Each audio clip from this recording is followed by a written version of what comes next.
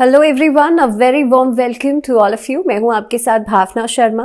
As you all know that we talk about so many things on this platform. Now recently I've been reading so many comments on Facebook and on YouTube.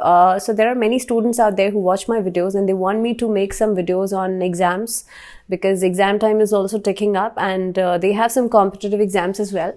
So I thought let's make a video on this. Now see, everyone works at their own pace. So I thought let's make a video on how to increase the productivity. And when we talk about productivity, so what actually is important, that how you are actually focusing on something. आप किस तरह किसी भी एक चीज़ पर, किसी भी एक कार्य पर अपने ध्यान केंद्रित कर रहे हैं, आप किस तरह से फोकस बना रहे हैं, वो बहुत इम्पॉर्टेंट है। Now, पूरी पॉपुलेशन में से एक रिसर्च में शो हुआ कि सिर्फ 2% लोग ऐसे होते हैं जो कि मल्टीटास्किंग होते हैं। बट ये सुन करके हम में से सबको ऐसा लगता है कि शायद हम मल्टीटास्किंग हैं।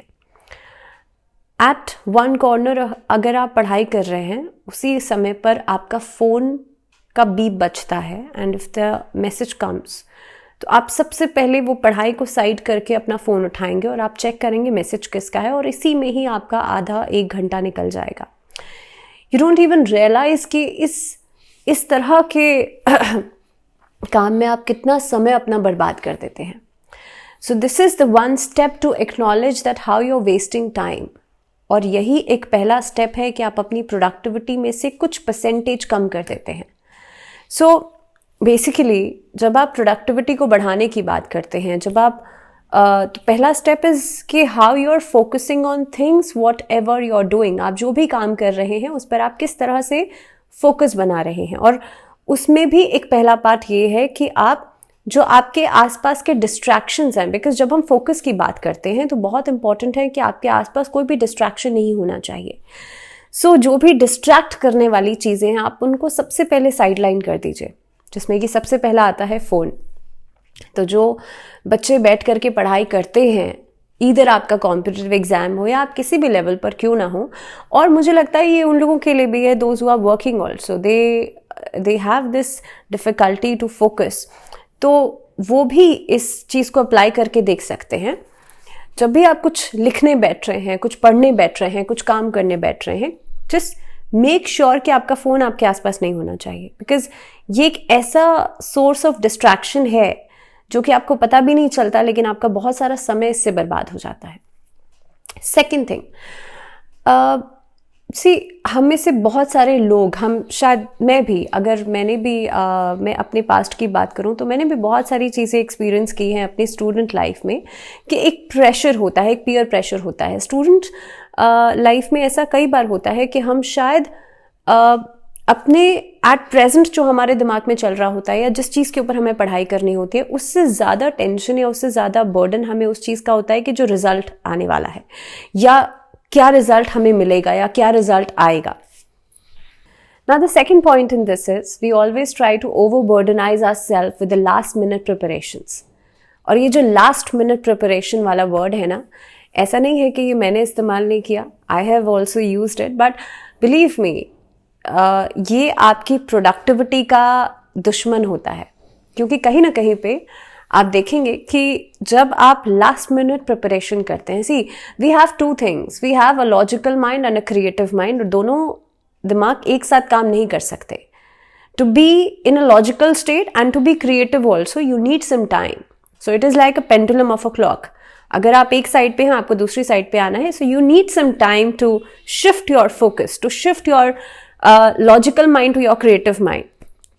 सो फॉर दैट आप लास्ट मिनट प्रिपरेशन से ये काम नहीं कर सकते हैं। तो आप चाहते हैं अपनी प्रोडक्टिविटी को बढ़ाना, आप चाहते हैं कि आपका जो आउटपुट है वो बहुत ही बढ़िया हो, वो आपका मनचाहा हो, उसके लिए you should avoid this last minute preparation, because उससे अल्टीमेटली आप खुद को ओवरबर्डनाइज करते हैं, आप अपने ऊपर एक ऐसा प्रेशर डाल लेते हैं जो कि कहीं ना कहीं पे आपके रिजल्ट को तो खराब करता ही करता है, लेकिन it also becomes your habit. Now जब हम आउटपुट की बात करते हैं तो एक और बहुत इंपॉर्टेंट चीज़ है कि हम अक्सर एट प्रेजेंट जो चीज़ हो रही होती है, या जिस एग्ज़ाम के, suppose because we are talking about exam, so अगर जिस एग्ज़ाम की प्रिपरेशन आप कर रहे हैं उसके अलावा आप रिजल्ट के बारे में सोचने लगते हैं, और ऐसा कई बार होता है और हम सबके साथ होता है, और उससे ultimately you just distract your self, या आप अपने गोल को, अपने टारगेट को भूल ही जाते हैं। आई थिंक आप अपनी प्रोडक्टिविटी को उस समय पर बढ़ाने के लिए you should create a balance and equanimity, and for that you should not be too much excited in pleasure and you should not be too much sad in pain.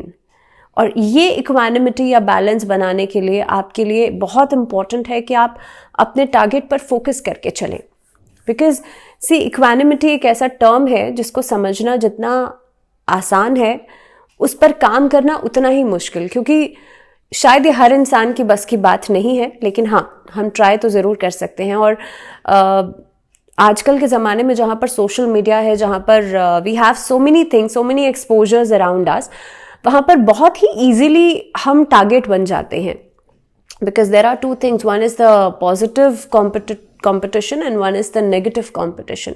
जब आप negative competition की बात करते हैं, then we talk about envy, we talk about jealousy, we talk about hatred, जिसमें कि when you see the social media and when you see someone is having so many likes, so many followers, or someone is getting married, someone is getting good marks or something like that, तो कहीं ना कहीं पे हमारे अंदर एक negative तरह के emotions आते हैं।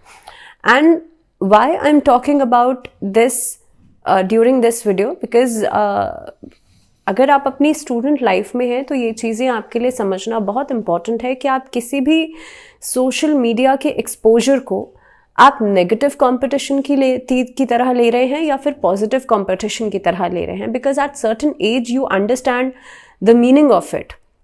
ऐसा नहीं है उस एज में गलतियाँ नहीं होती, लेकिन हाँ, एट सर्टन एज आप समझना शुरू कर देते हैं या फिर आप खुद को संभालना शुरू कर देते हैं। बट हाँ, when you are in a student life तो बहुत ही आसानी से आप टारगेट बन सकते हैं, जिसके लिए बहुत इंपॉर्टेंट है कि आप खुद को फोकस्ड रखें। और फोकस्ड रखने के लिए बहुत ज़रूरी है कि आप खुद को बार बार याद दिलाएं कि आप उस किस पैशन के लिए आप उस जर्नी पर चल रहे हैं। नाउ भगवद गीता में एक बहुत ही फेमस कोट है, that detachment doesn't mean you own nothing, it means nothing owns you, which clearly explains कि आप किसी भी सिचुएशन में रह करके डिटैच्ड रह सकते हैं। And it's a very beautiful quote. जिन बच्चों को फोकस करने में या कॉन्सेंट्रेट करने में प्रॉब्लम आती है, उनको सुखासन में बैठ करके आपको ध्यान मुद्रा में बैठना चाहिए। दिस इज कॉल्ड द ध्यान मुद्रा। When you join this finger with this thumb, so this is called the ध्यान मुद्रा। इस तरह से बैठ करके आपको ओम का चांट करना चाहिए।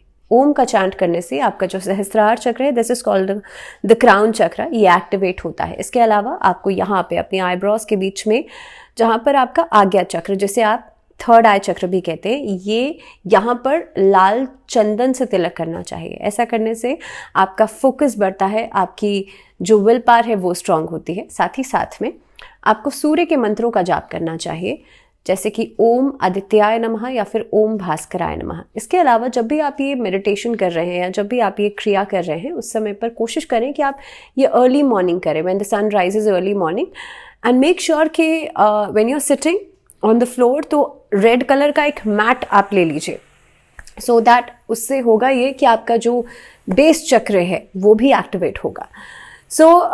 ये कुछ स्टेप्स हैं जो कि अगर आपके एग्जाम्स चल रहे हैं आप उस समय पर भी कर सकते हैं, या फिर एग्जाम से पहले भी कुछ समय पहले आप इसको स्टार्ट कर सकते हैं।